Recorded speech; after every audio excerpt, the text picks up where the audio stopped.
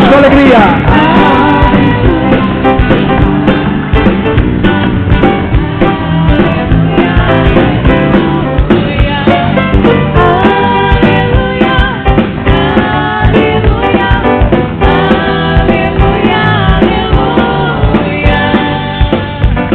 Nem tudo que diz Senhor, Senhor, chega ao céu, mas sozinho me desce ao Pai. Jesus vem gritando pra sua mãe, volta assim, conduzidos pela estrada onde vai.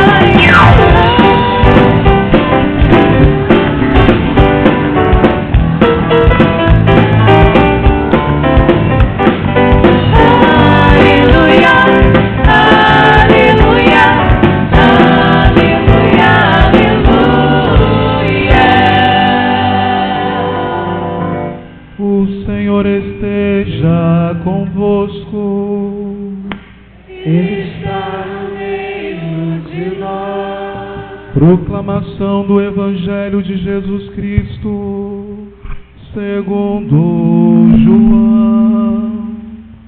Glória a vós, Senhor.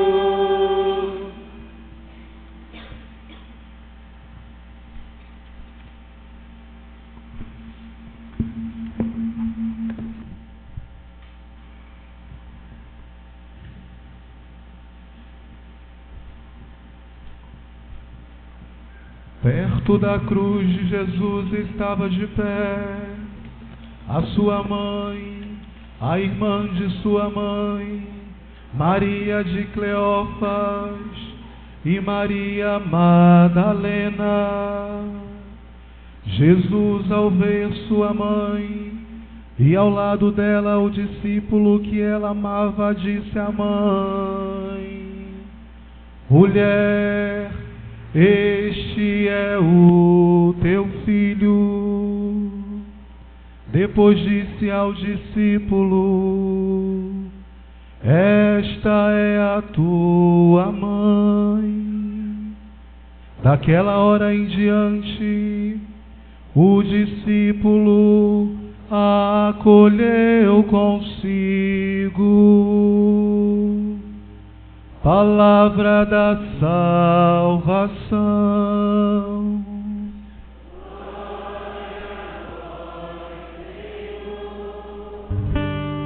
Aleluia, aleluia, aleluia, aleluia.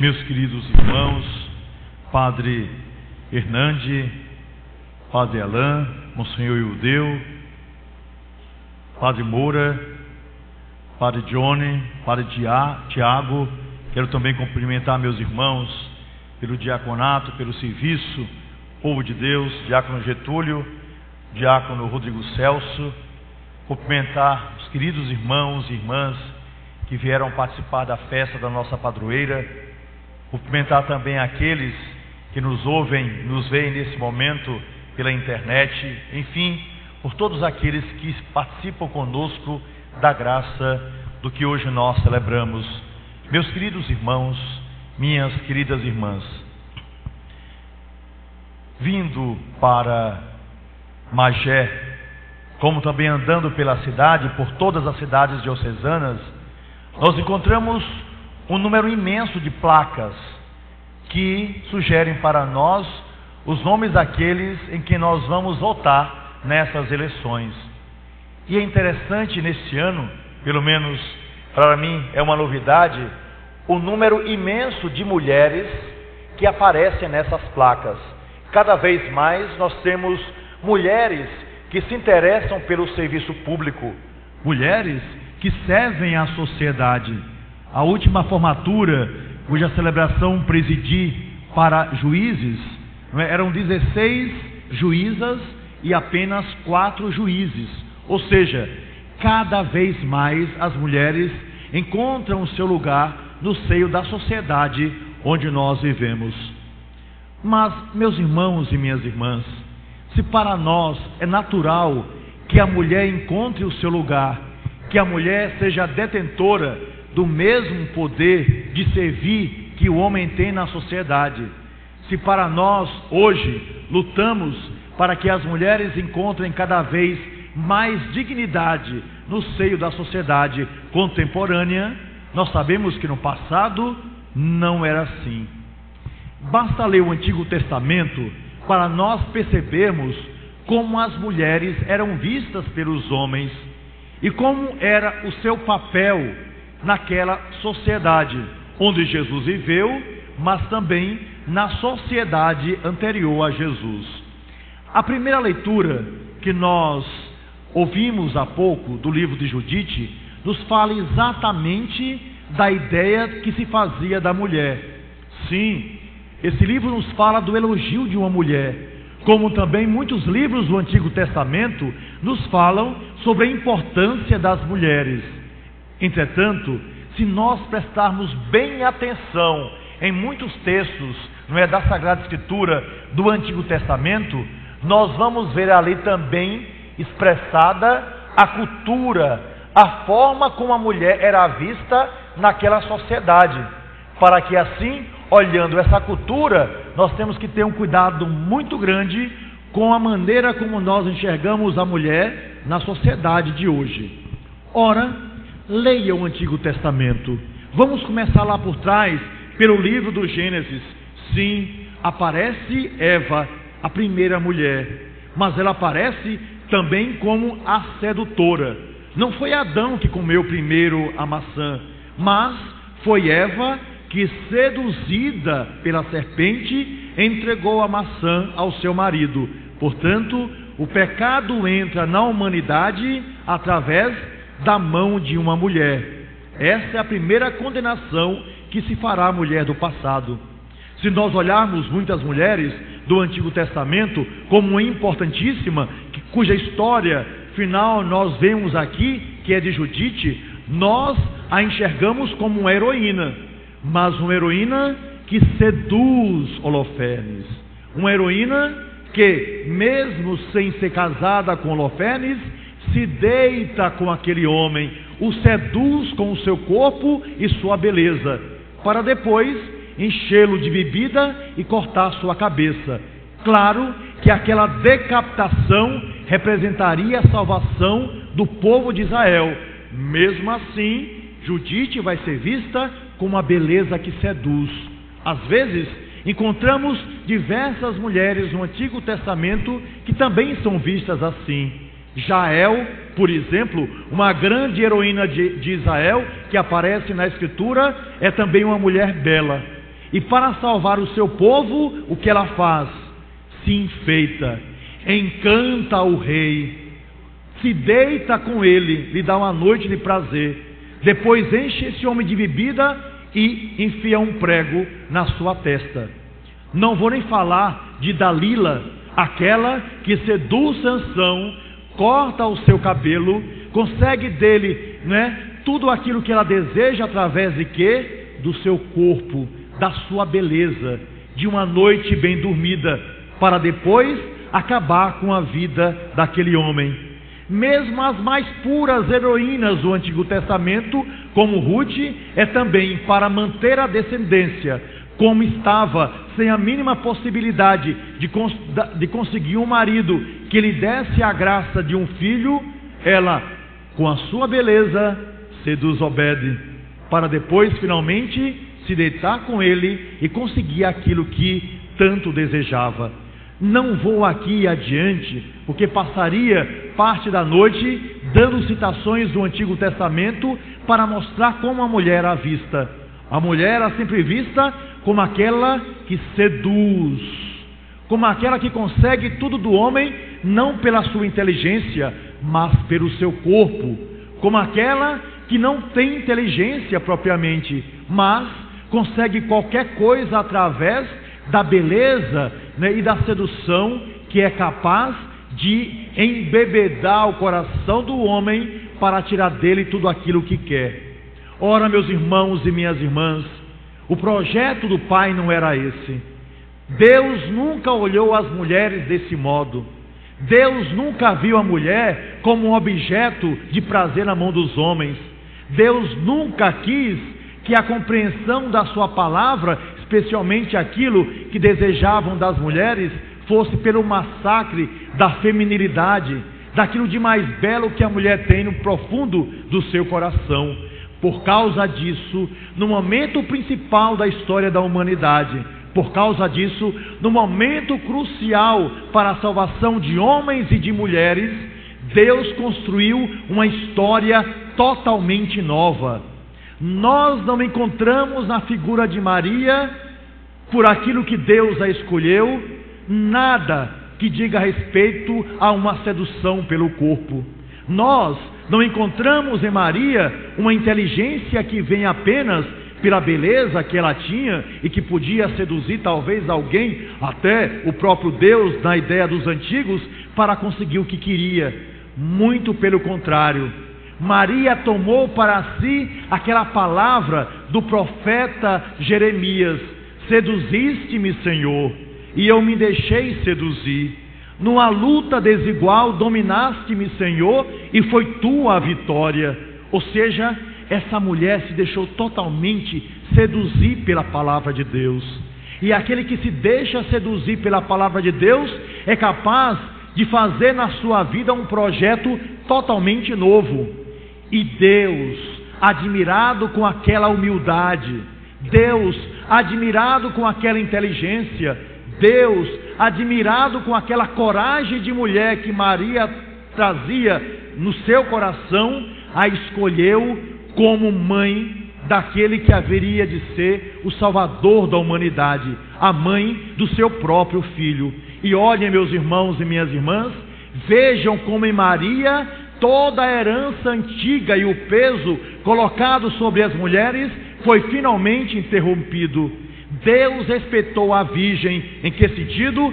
Tirou toda a participação masculina, para que o novo homem, o novo Adão, o Salvador, plenamente homem, plenamente Deus, Jesus Cristo, pudesse nascer sem a participação masculina.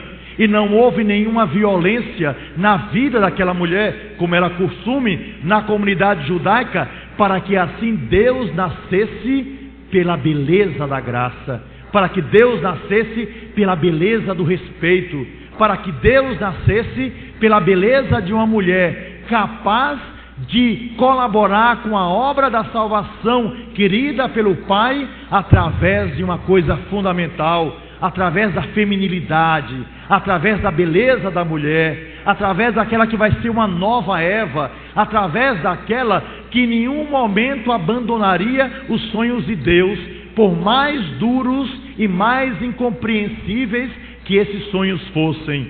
Resultado: no momento crucial da sua vida e durante toda a sua vida, nós olhamos a beleza daquela que foi escolhida pelo Senhor. Sim, ali estava diante da mãe o seu filho, totalmente arrasado, totalmente acabrunhado, totalmente ofendido. A humanidade resolveu brincar de Deus matando Deus, e Deus nunca mata ninguém. A humanidade colocou todas as suas garras para fora, todos os animais que traziam dentro dela mesma, quando resolveu pregar Jesus na cruz. A imagem que nós temos dos nossos crucificados é relativamente bela, pacífica. Jesus está tranquilo nessa cruz, como nós contemplamos em nossos cruzeiros. Entretanto, meus irmãos e minhas irmãs, a imagem de Jesus na cruz devia ser para nós a imagem da violência, a imagem da maldade humana, a imagem daquilo que nós podemos fazer com os homens, porque conseguimos fazer isso com Deus. E por causa disso, em pleno século XXI, nós encontramos a mesma violência em todos os lugares. Liguem o rádio aqui em Magé, ouçam o que está acontecendo ao lado de vocês, violência atrás de violência, não apenas por aqueles que vieram do Rio de Janeiro, fugindo, não é, das comunidades pacificadas de lá, para perturbar essa cidade, mas também, meus irmãos e minhas irmãs, pela tristeza daquilo que a gente vê nascer ao nosso lado, pela pobreza pensada e instituída por aqueles que, tendo poder, levou homens e mulheres para situações mais terríveis, mais aviltosas, por situações em que a gente ainda coloca o irmão da mesma forma como colocamos Jesus na cruz, na periferia da existência, no abandono, no esquecimento. Hoje Jesus continua crucificado pelos irmãos e irmãs que são colocados diante de suas vidas numa violência descabida. Hoje ainda se mata como se matava no passado. 2000 anos pelo testemunho cristão não foram necessários para que a sociedade contemporânea compreenda que nós precisamos parar de matar, que nós precisamos nos respeitar, que nós precisamos nos amar. Jesus foi colocado em uma cruz para nos dizer: parem com isso, olhem o meu testemunho, vejam o que fizeram comigo, vejam as minhas dores, vejam a violência que você traz em suas mãos. Portanto, ali está a fisionomia também da sociedade onde nós vivemos. E aos pés da cruz, a Virgem da Piedade, a Senhora de todas as dores, a Mãe de Jesus, como nós ouvimos no Evangelho, de pé, digna, porque ela não se deixou abater, porque ela sabia que o final da história não seria a risada de Herodes, a gargalhada de Pôncio Pilatos. Ela sabia que o final da história não estava na mão do diabo. Ela sabia que o final da história não podia ser resumida em uma cruz, mas ela sabia que pela cruz, como prova de um amor superior a qualquer amor, nós ganharíamos a salvação. E por causa disso, ela está de pé, olhando para Jesus, como para dizer para ele: meu filho, todos te abandonaram, eu estou aqui. Meu filho, maltrataram você, receba o meu carinho. Meu filho, o povo pode odiar você, porque age com maldade, mas eu te amo, eu estou aqui de pé, eu desejo ir até as últimas consequências para confirmar aquilo mesmo que eu disse lá atrás, quando dei o meu sim incondicional. E por isso, essa mulher, meus irmãos e minhas irmãs, tem muito a nos ensinar. Essa mãe tem muito a nos dizer. Essa mestra tem muito a colocar em nosso coração, porque foi mestra de vida, foi mestra pelo amor, sofreu todas as dores que alguém pode sentir, mas confiando única e exclusivamente em Deus, foi capaz de superar todas, porque ela sabia que a resposta definitiva de Deus para a humanidade era a ressurreição e a vida. Vida plena que ela viu no seu Filho ressuscitado, vida plena que ela própria experimentou quando foi assunta ao céu, vida plena que ela sabia que um dia chegaria à humanidade pela dignidade querida por Deus e que nós precisamos realizar. Sim, lá atrás Judite corta a cabeça de Holofernes. Lá atrás nós encontramos, embora em forma de heroínas, mulheres que matam. E é interessante que a sedução continua em nossos dias. Daí dizerem tanto: as mulheres têm direito a seu corpo, têm direito a matar, têm direito a abortar, têm direito de tirar aquilo que ela acha que não vale para a sua vida. Direito de tirar o fundamental, porque não pode existir coisa mais triste na vida de uma pessoa humana do que tirar dela o direito de viver. E o aborto, portanto, é um crime tão terrível, tão terrível no sentido mais profundo da palavra, que toca profundamente o coração de Deus, porque ali está a maldade de nós conseguirmos tirar o que não pode se defender por nenhuma palavra.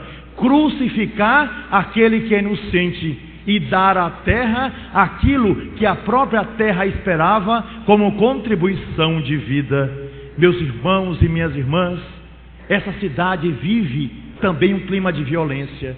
Talvez aqui nunca tenha sentido, mas esse município sofre também com as dores da Mãe da Piedade, pela violência que está ao lado, pelos filhos dessa terra que morrem, por aqueles que são pobres colocados na sarjeta, pela falta de tratamento médico, pela falta de dignidade para aqueles que necessitam de um tratamento especial, pela exploração de jovens, pela música que é apresentada e por tantas outras coisas que às vezes nós estamos tão acostumados a ver que a gente já não sente mais coisa alguma.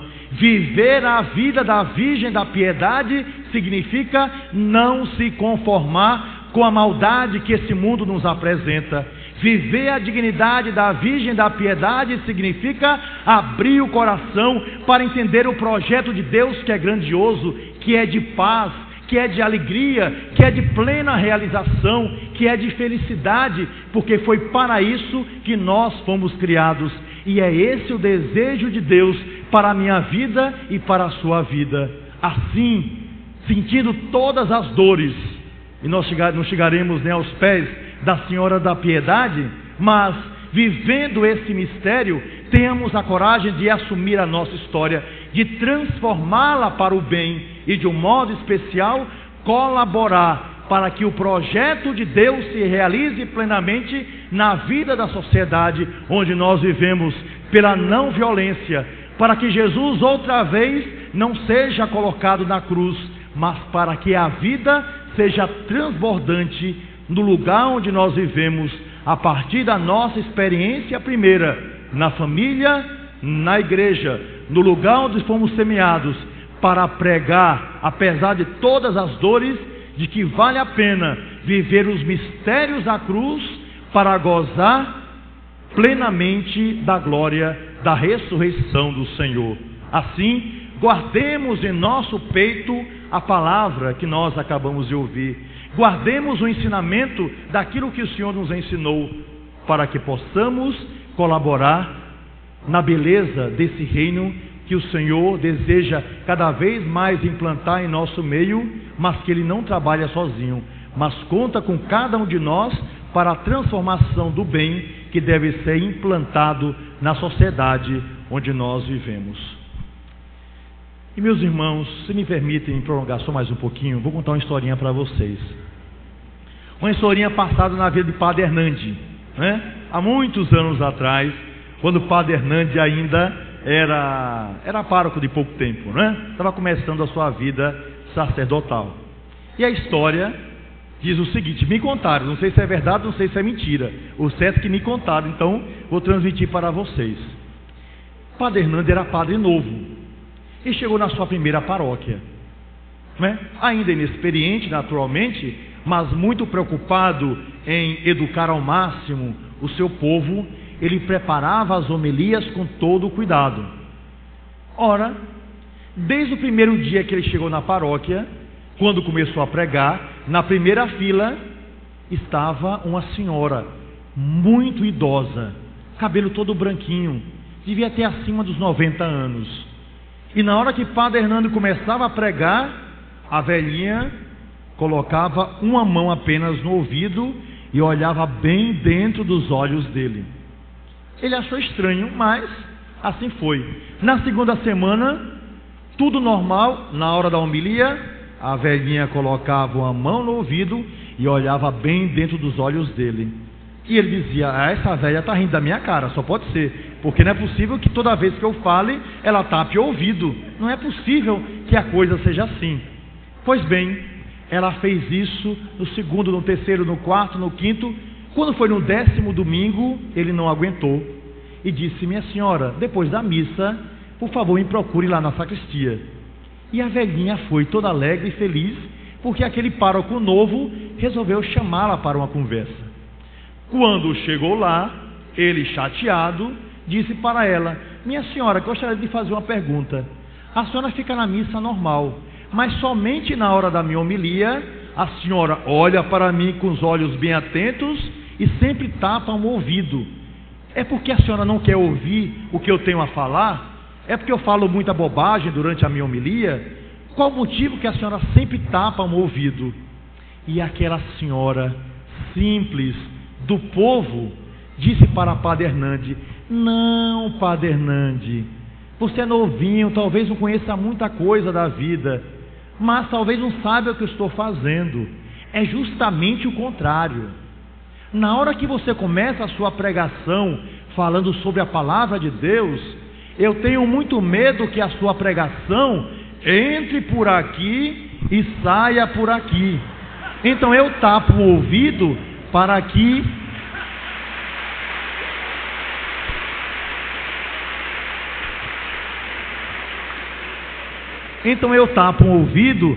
a palavra entre aqui, fique na minha cabeça e depois desça para o meu coração. E Padre Hernande descobriu que aquela mulher falava, na verdade, com a Virgem Maria, 3 idiomas. O idioma da mente, porque queria guardar a palavra de Deus na sua cabeça. O idioma do coração, porque desejava meditar com a Virgem Maria toda a palavra de Deus. E finalmente, o idioma das mãos, porque quem é capaz de passar da cabeça para o coração é capaz de praticar pela caridade que fará para com os seus irmãos. É essa a experiência que nós encontramos na vida da Virgem Maria. É essa a experiência que nós encontramos do bom povo de Deus. Meus irmãos, que não seja mais uma festa de Nossa Senhora da Piedade, mas a prática da alegria de viver, conhecendo todas as dores, para praticar pelos atos de paz aquilo que Maria nos ensina pela sua própria vida. Que assim seja.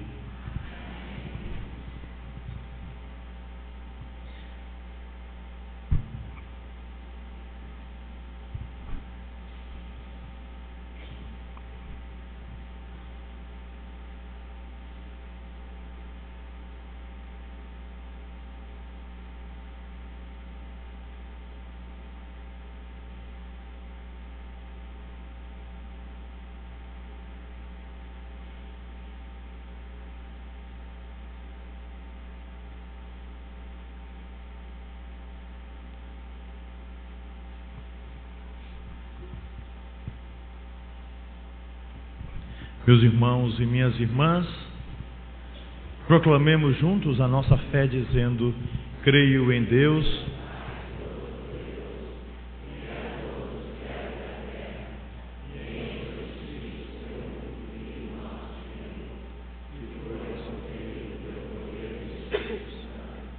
nasceu da Virgem Maria, padeceu sob Pôncio Pilatos, foi crucificado, morto e sepultado, desceu à mansão dos mortos, ressuscitou ao terceiro dia, subiu aos céus, está sentado à direita de Deus Pai Todo-Poderoso, onde há de vir julgar os vivos e os mortos. Creio no Espírito Santo, na Santa Igreja Católica, na comunhão dos santos, na remissão dos pecados, na ressurreição da carne, na vida eterna. Meus irmãos e minhas irmãs, por intercessão de Maria Santíssima, que esteve junto à cruz do seu divino Filho, invoquemos aquele que lhe deu tanta coragem e fortaleza, dizendo com alegria: ouvi-nos, Senhor.